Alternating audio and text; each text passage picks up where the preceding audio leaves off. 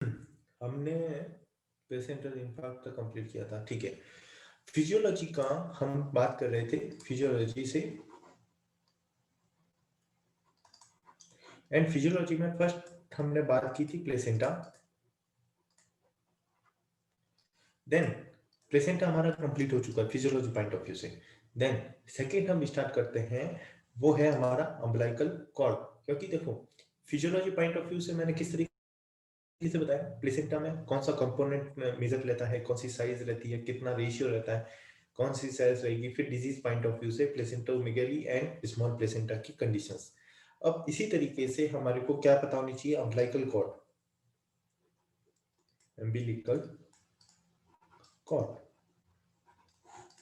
Umbilical cord total length आप सबको पता है, total length is 37 to 50 centimeter, 37 to 50 centimeter. Question क्या पूछा जाता है, क्वेश्चन इज कितनी वेसल्स मिलती है, 3 वेसल्स, सॉरी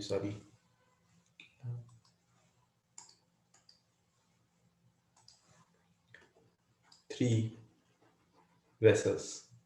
अब 3 वेसल्स कौन सी होती है, सिंपल फंडा है, IV plus 2A means 1 vein 2 artery. तो इसको याद रखते हैं हम, left is left, right is disappear, left is left, right is disappear. Okay, then question पूछा जाता है, नेक्स्ट क्वेश्चन, अम्बिलिकल वेसल्स में ऑक्सीजन सप्लाई, ऑक्सीजन सप्लाई कितनी रहती है। तो आंसर अपने को पता होना चाहिए, और ये फिजियोलॉजी का क्वेश्चन है एक्चुअल में, फिजियोलॉजी ऑफ दी ऑप्स की बात कर रहा हूं। तो ऑक्सीजन सप्लाई कितनी रहेगी, 5 ml पर kg पर मिनट। ओके, पर 5 ml पर kg पर मिनट। ओके, इसी तरीके से डिजीज कंडीशन वाइज बात करें या एबनॉर्मलिटी वाइज बात करें, तो वहां पे क्या मिलेगा हमारे को, जैसे कि ये प्लेसेंटा है और नॉर्मली हमारे को सेंटर से हमारी क्या निकलती है, हमारी अम्बिलिकल कॉर्ड। बट अगर यही अम्बिलिकल कॉर्ड इससे निकले, मींस मार्जिन से निकले, तो इस मार्जिन से निकलने वाली अम्बिलिकल कॉर्ड को ही हम क्या, किस नाम से जानते हैं, और यही क्वेश्चन में पूछा जाता है। Answer is battledore placenta, answer is battledore placenta, battledore placenta. Okay, battledore placenta mean समझ में आया, cord insertion at the placental margin, simple line लिख सकते हो।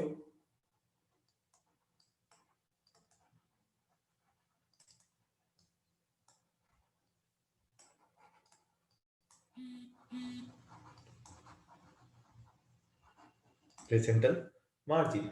ओके, और यहीं से हमारा कई बार क्वेश्चन बना है, तो इसीलिए फिजियोलॉजी पॉइंट ऑफ व्यू से चीज को ध्यान रखना चाहते हो, तो हमारा पहला question vessels, left is left, right is disappear, and oxygen supply 5 ml per kg per minute, and better door is cord insertion at the placental margin. Next, third point आता है हमारा एमनियोटिक फ्लूइड, एंड किस तरीके से amniotic fluid से questions आते हैं वो आपको एक चार्ट में क्लियर होगा, किस तरीके से, देखिए। एम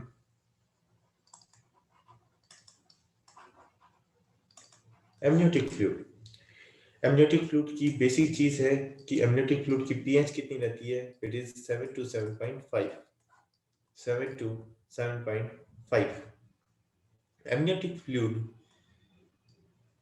एमनियोटिक फ्लूइड फीटस कितना स्वेलो करता है, तो फीटस स्वेलो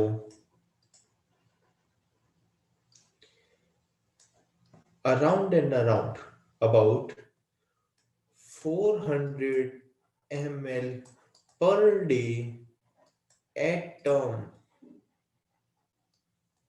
आप जितना पानी नहीं पीते हो दिन भर में, fetus swallow amniotic fluid about 400 ml per day at term। Okay. अगर एमनियोटिक फ्लूइड के कंपोनेंट वाइज बात करें तो सारे कंपोनेंट याद करने की जरूरत नहीं है। हम किस वाइज बात कर रहे हैं? एमसीक्यू पॉइंट ऑफ व्यू से। एमसीक्यू क्या पूछा जाता है? मेजर कंपोनेंट मींस, लाइन लिखो, major component of the amniotic fluid, major component. और मेजर कंपोनेंट क्या रहता है? Answer is fetal urine. Fetal urine. तो समझ जाओ कि वो क्या स्वेलो कर रहा है। ठीक है, आप बहुत समझदार हैं। ठीक है, अब एमनियोटिक फ्लूइड का जो वॉल्यूम है, okay, amniotic fluid volume is at highest at which gestation time period is 36 to 38 week of gestation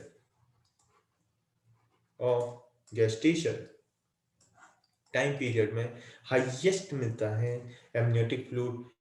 and अगर वॉल्यूम पूछ ले जाता है, answer is 1000 ml। 1000 ml। Question अगर घुमा के पूछा है, और क्वेश्चन पूछा है एट टर्म, क्योंकि हाईएस्ट सबको पता है 1000 ml, 38 week of gestation. And but question क्या पूछा जाएगा आपको? At term means 40 week. आपको सबको पता है 40 week is the at term of the gestation. Answer is, कितना वॉल्यूम मिलेगा? It is 800 ml। It is 800 ml। Okay. देखिए, अगर आपका क्वेश्चन पेपर लो है तब तो बनेगा इस स्लाइड से क्वेश्चन, मींस ये से बनेगा क्वेश्चन। ये 4 पॉइंट से कहीं से भी क्वेश्चन पूछ सकते हैं। fetal swallow, major component of the amniotic fluid, highest volume at which time period, और what is the volume and at term. Okay, but question का लेवल हाई है, तो क्वेश्चन किस तरीके से पूछेंगे? एमनियोटिक फ्लूइड के कलर पे, किस पे?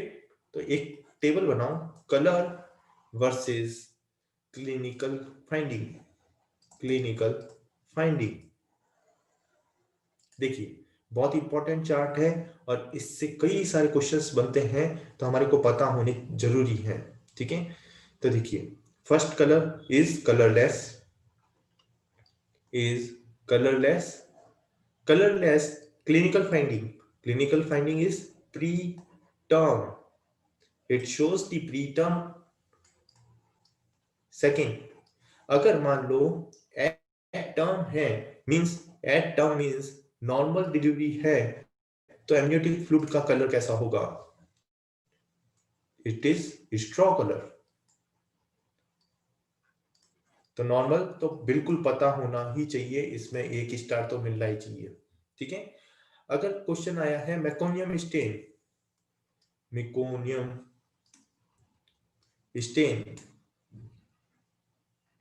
मेकोनियम स्टेन क्लिनिकल फाइंडिंग क्या देगा? वो फिटल डिस्ट्रेस को क्या शो करेगा?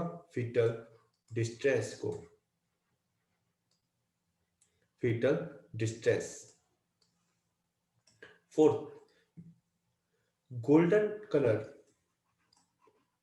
Golden color shows the RH incompatibility।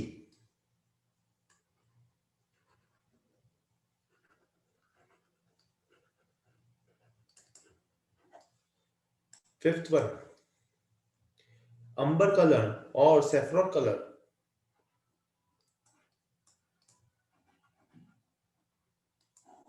shows the postdatism। Shows the postdatism। Sixth one, sixth one is blood stain। Sixth one is the blood stain, and blood stain shows the abruptio placenta। Abruptio placenta। Seventh is tobacco juice।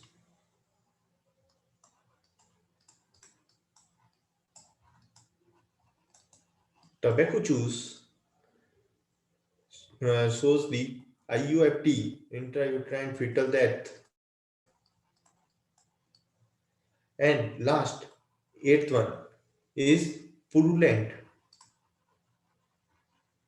Is purulent. Purulent means chorioamnionitis.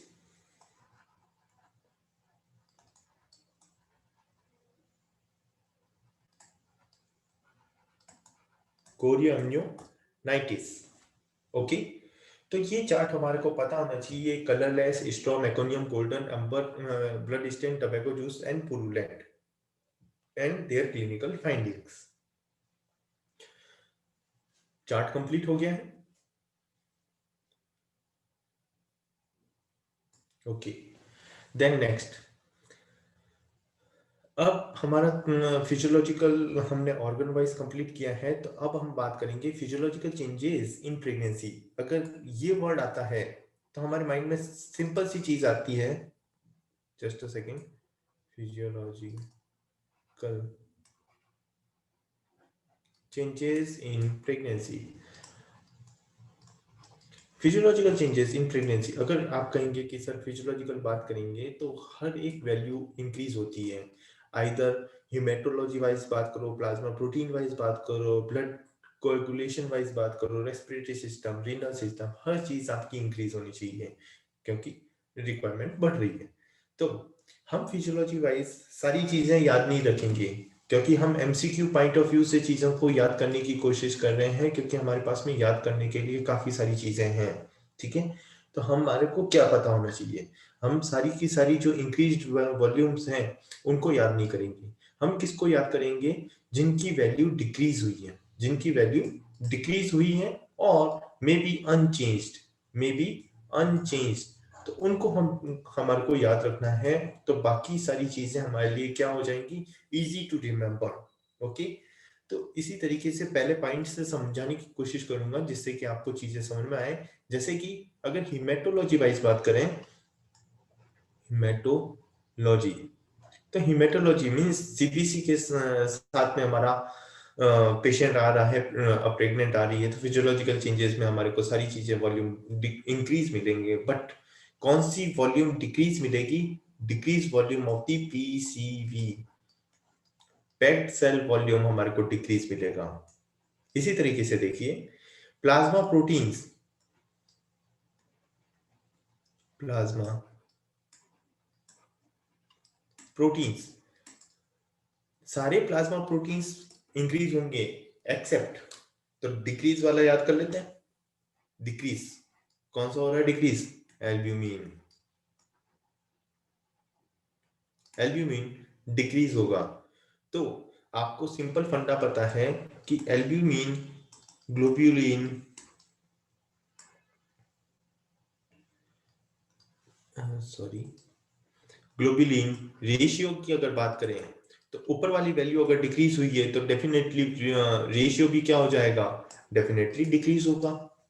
अगर नीचे वाली value decrease होती तो ratio क्या हो जाता है? Increase होगा. क्योंकि ये अभी क्या है, डायरेक्टली प्रोपोर्शन में बात चल रही है क्योंकि ऊपर वाली वैल्यू की बात कर रहे हैं, है ना. तो अगर प्लाज्मा प्रोटीन वाइज अगर चीज याद रखनी है तो वो कौन सी चीज याद रखनी है? Decrease the albumin and decrease the albumin globulin ratio. Third point, third point is blood coagulation.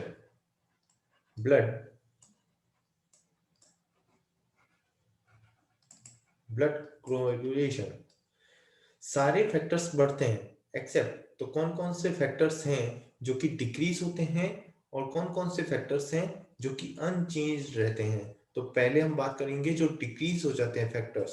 तो factor which decrease during pregnancy, answer is 11, 13 and platelet count, and platelet count याद रखना क्या हो रहे हैं? डिक्रीज हो रहे हैं. ओके, अनचेंज्ड में कौन से रहेंगे? सीटी and BT, clotting time and bleeding time. Sorry, bleeding time is unchanged. Respiratory system wise बात करते हैं। फोर्थ, रेस्पिरेटरी सिस्टम, कौन कौन से वॉल्यूम्स हैं जो इंक्रीज होते हैं, कौन कौन से वॉल्यूम हैं जो डिक्रीज होंगे, कौन कौन से वॉल्यूम्स हैं जो अनचेंज रहेंगे। Increased volume tidal volume, inspiratory volume IV, inspiratory volume. Decrease volume कौन कौन से हैं, FRC, ERV, reserve volume, total lung capacity. Unchanged volume कौन कौन से हैं, respiratory rate first of all, second vital capacity and inspiratory reserve volume IRV.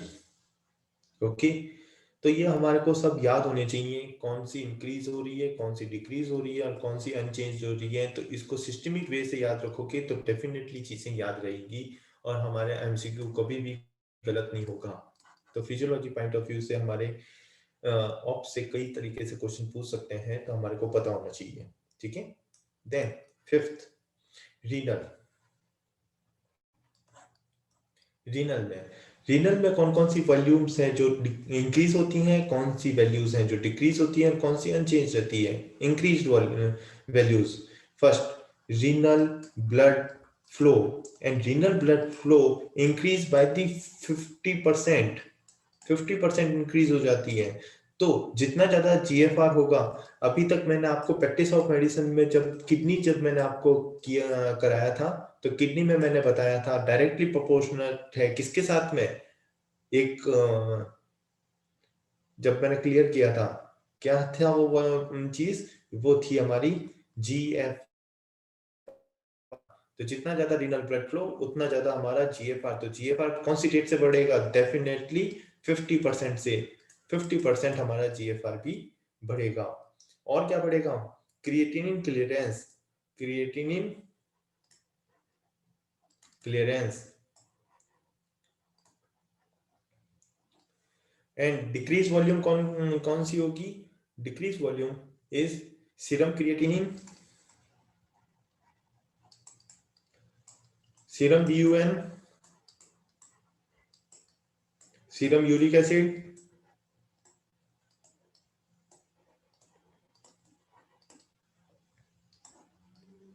And unchanged क्या रहेगा, serum ADH level, serum ADH level. Okay, अच्छा हाँ, एक बार aldosterone का पूछा था, एल्डोस्टेरोन भी इंक्रीज होता है, सीरम एल्डोस्टेरोन, क्योंकि आप एडीएच की बात कर रहे हो तो एल्डोस्टेरोन भी पता होना चाहिए। तो serum aldosterone is also increase. Okay,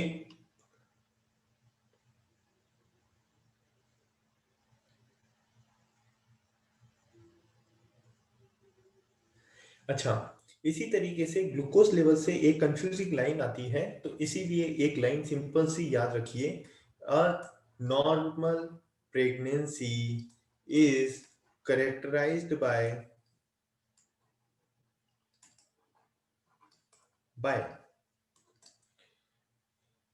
mild fasting, mild fasting hypoglycemia,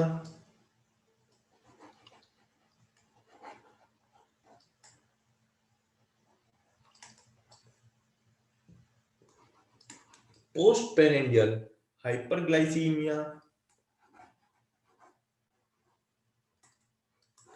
postprandial hyperglycemia and with the hyperinsulinemia।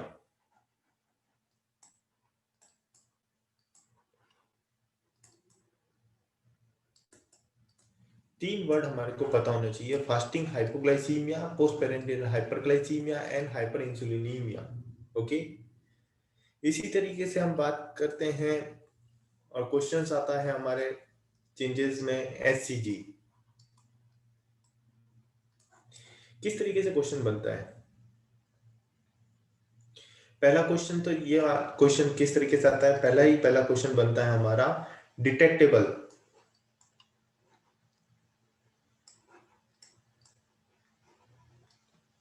in plasma of a pregnant as early as 22 days of the menstrual cycle. 22 days of the menstrual cycle and detectable हो गया, disappear and disappear 2 week postpartum.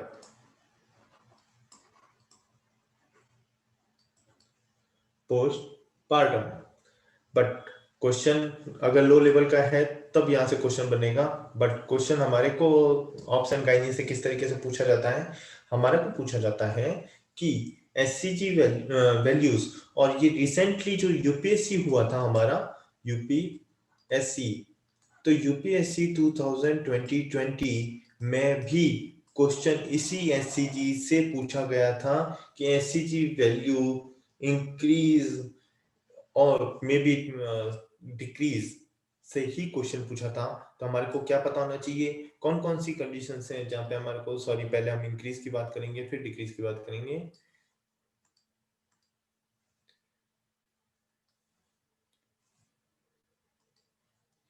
तो what are the condition in which SCG level is increase, what are the condition in which SCG level is decrease. First increase की बात करें तो हमारे को पता होना चाहिए multiple pregnancy,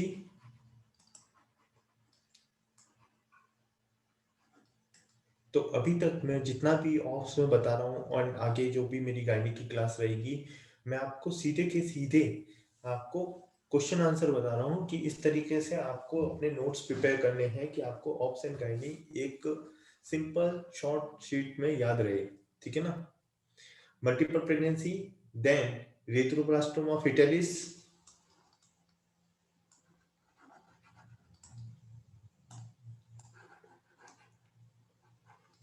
erythroblasto fetus, then hereditary form mole,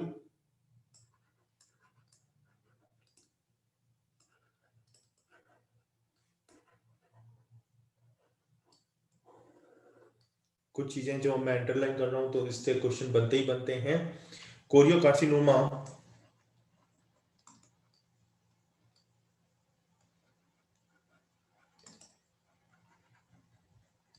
and down syndrome.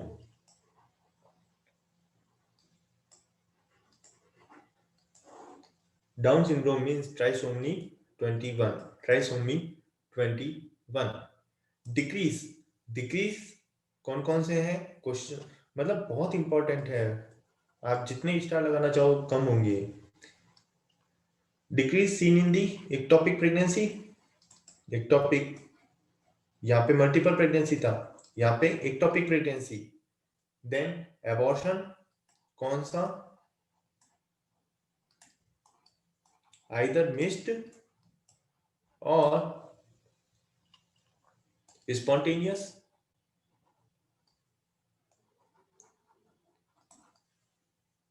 And Edward syndrome, Edward syndrome, and Edward syndrome trisomy 18, trisomy 18, okay. तो ये स्लाइड आपके लिए बहुत इंपॉर्टेंट है और कई बार क्वेश्चन पूछे गए हैं और हमारे को ये पता होने ही चाहिए, ठीक है। डिक्रीज, इंक्रीज, डिसअपियर कब हो रहा है, detectable in the plasma, okay. Then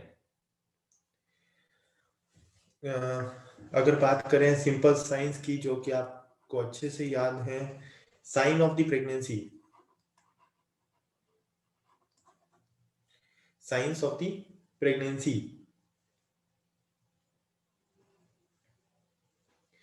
तो साइन ऑफ द प्रेगनेंसी में बात करने से पहले अपने को क्या पता होना चाहिए, ईडीडी। एंड ईडीडी हम कैसे कैलकुलेट करते हैं, first day of last LMP, first day of the last LMP। और वहां से कितने डेज होने चाहिए एट टर्म के लिए? 280 days, 40 week and 9 month 7 days। 9 month and 7 days important क्यों है? बिकॉज इसी को हम बोलते हैं कौन सा रूल? एंड बाय रूल पूछा गया है कई बार, इसको बोलते हैं नेगल्स रूल।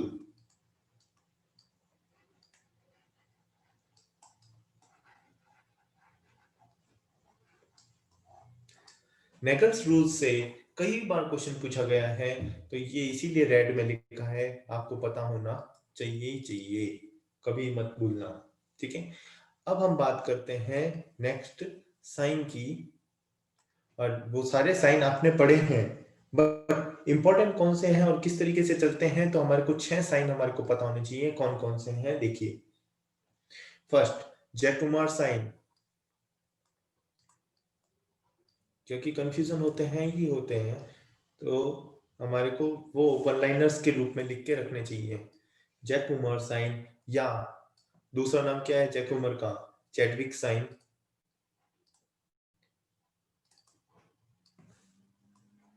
इसमें शो क्या होगा? किसको चैडविक साइन बोला जाता है? Dusky flow of the vaginal wall.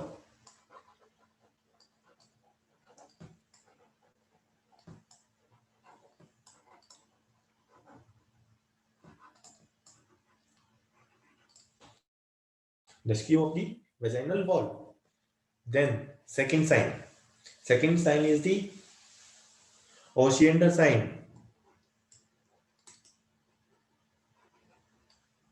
Osiander sign. And Osiander sign में क्या मिलेगा?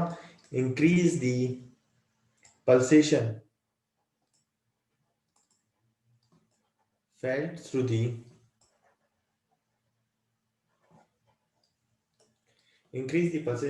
through the lateral fornix.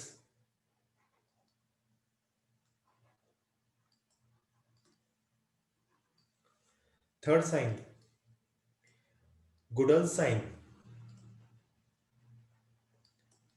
Goodall's sign, softening of the cervix.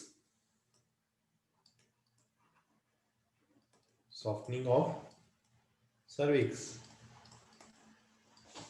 Okay. Fourth sign is the Piszczek sign.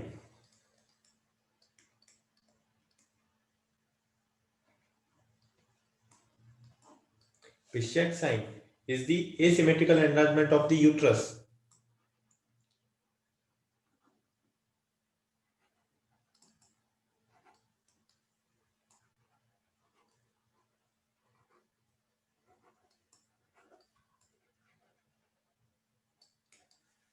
Piszczek sign. Fifth one is the Hagar sign. Hagar sign आपको सबको भी पता है। Hagar sign is the on bimanual examination, abdominal and vaginal fingers oppose each other.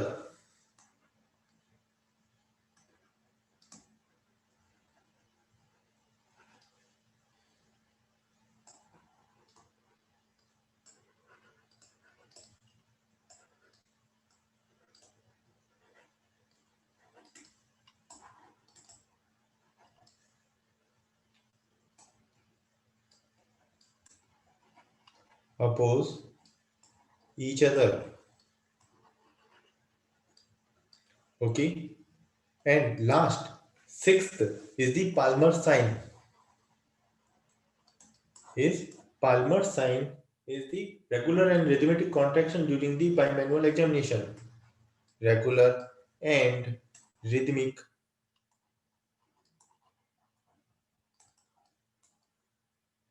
contraction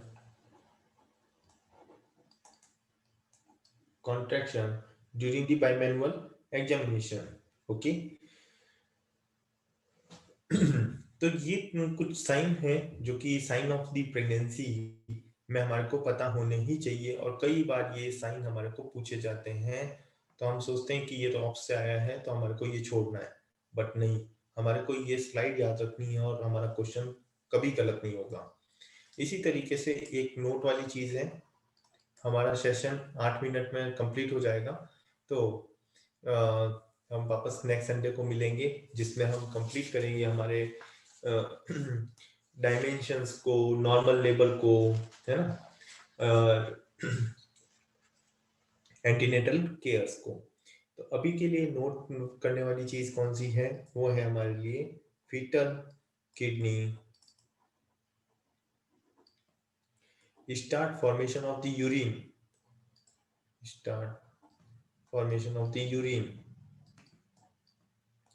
answer is 12 week, answer is 12 week।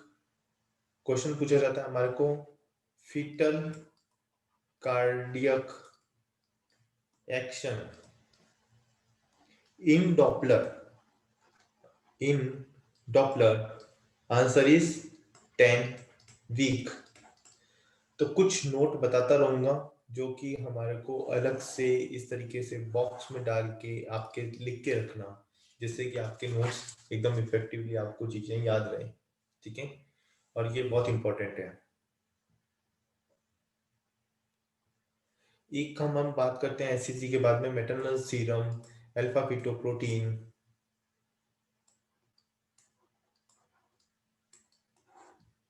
And सबसे पहली चीज done कब करना चाहिए, done between the 15 and 20 week of gestation. तो इसी में भी क्या चीज याद रखनी चाहिए अपने को, और वो है increase the value of the maternal serum alpha fetoprotein और डिक्रीज। कौन कौन सी कंडीशन है तो हमारे को पता होनी चाहिए। इंक्रीज कौन सी है,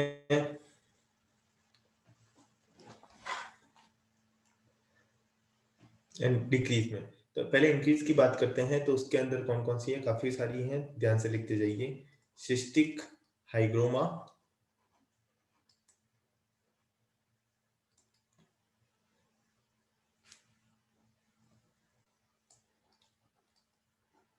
सैक्रोकॉक्सिजियल teratoma,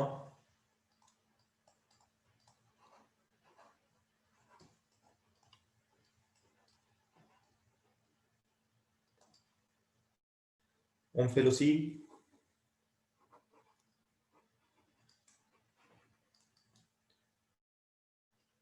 Hello, Dr. Francis. Polycystic और एब्सेंट किडनी, ओके, पॉलीसिस्टिक और absent kidney,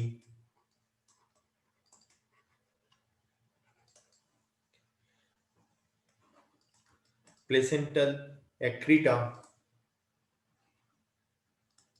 placental accreta, oligohydramnios, oligohydramnios, प्रीक्लेम्शिया,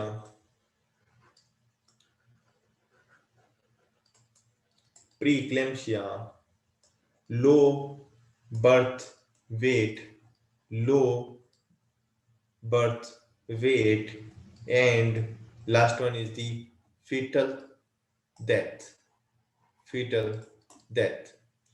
तो इतनी चीजें याद रहे या न रहे, सिंपल फंडा मैं बोलता हूँ। मैटरनल सीरम अल्फा फीटोप्रोटीन में डिक्रीज वैल्यू याद रखो, जहाँ पे दो ही कंडीशन है जहाँ पे डिक्रीज होती है। First one is the chromosomal abnormality,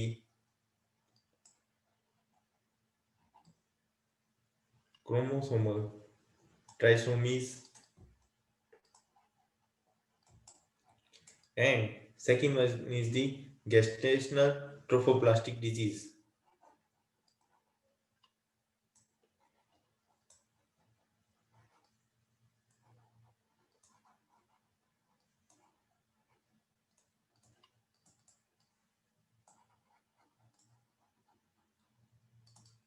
gestational trophoblastic disease, okay.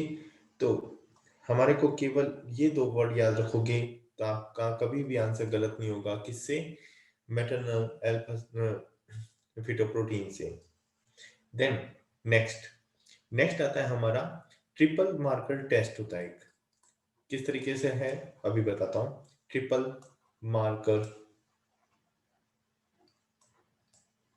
Test, triple marker test.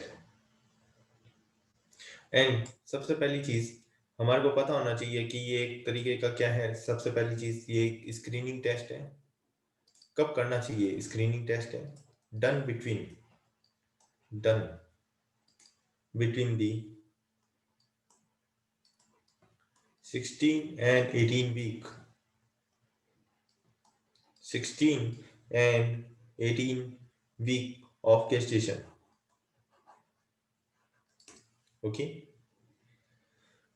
Triple marker means 3 marker use होंगे ही होंगे। बाय नेम समझ में आ रहा है हमारे को। और वो 3 मार्कर कौन कौन से हैं? First one is the HCG, second one is the alpha fetoprotein, and third one is the unconjugated estradiol. Unconjugated estradiol UE3। तो हमारे को कौन से सिंड्रोम डिफरेंशिएट करने में काम आते हैं triple marker? First one is the down syndrome and second one is the Edward syndrome. Down syndrome में और डाउन सिंड्रोम के लिए ही हमारे को ये पता होना चाहिए कि एससीजी वैल्यू क्या होती है? इंक्रीज। बाकी अल्फा फिटोप्रोटीन की बात करोगे तो डिक्रीज, एंड UE3 की बात करोगे तो भी डिक्रीज। अगर इसी वे में देखा जाए एडवर्ड सिंड्रोम में जहाँ ट्राइसोमी 18 है तो वहां पे हमारे को क्या मिलेगा? तीनों ही वैल्यू डिक्रीज मिलेगी। तो इस तरीके से हम डिफरेंशिएट कर सकते हैं हमारे डाउन सिंड्रोम को एडवर्ड सिंड्रोम के साथ में। ठीक है, इसी तरीके से हम बात करते हैं, हमारे पास में 1 मिनट है तो हम बात कर सकते हैं किसकी? एमनियोसिंथेसिस। फर्स्ट ऑफ ऑल हमारे को क्या पता होना चाहिए? इंडिकेशन कब कराना चाहिए? Indications are the greater than 35 year age, second dizygotic